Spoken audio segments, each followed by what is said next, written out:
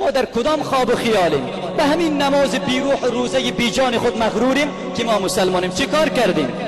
نشانه ایمان و اسلام ما تو تنها نماز و روزه نیست، مگر این همه ظلم و جنایت و فساد و بدبختی و بیبندوباری و این همه توهین و تحقیر و گستاخی و بیادبی در برابر قرآن و سنت و دستور و فرمان خدا که می شود. تو چه کار کردیم؟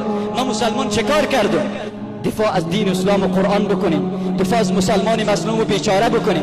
دل ما خوش است که مسلمانیم، دل ما خوش است. نماز میخوانیم زنا میکنیم، نماز میخوانیم قمارم میزنیم، نماز میخوانیم شرابم میخوریم، نماز میخوانیم سودم میخوریم، نماز میخوانیم رشوه ستانی هم میکنیم، نماز میخوانیم دروغ هم میگیم، نماز میخوانیم غیبت هم میکنیم، نماز میخوانیم توهین و تحقیر هم داریم، نماز میخوانیم پدر و مادر آزار میدیم، نماز میخوانیم همسایه آزار میدیم، نماز میخوانیم مسلمان آزار میدیم، نماز میخوانیم چلو نیرنگ و فریب داریم.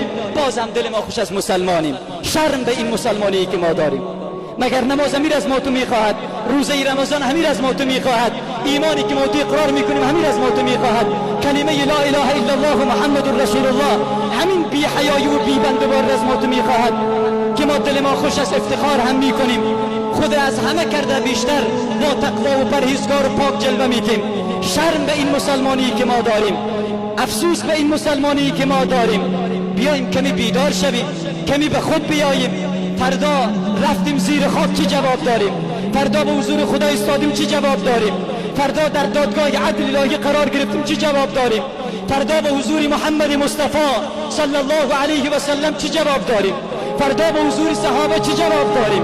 فردا چه دستاورد بزرگ، حالا چه عمل کرده مثبت و بزرگ با خود داریم که در میدان عدل الهی، در میدان محشر با سر بلند، با رنگ و روی سرخ به حضور الله بیستیم که یا الله، من مردانگی کردم، من شهکاری کردم، من بیداری داشتم، من غیرت داشتم، من مردانگی و شجاعت داشتم، من از مسلمان مظلوم دفاع کردم، از دین تو دفاع کردم، از قرآن تو دفاع کردم، از آیین تو دفاع کردم، از علما و دعوتگرای واقعی دفاع کردم.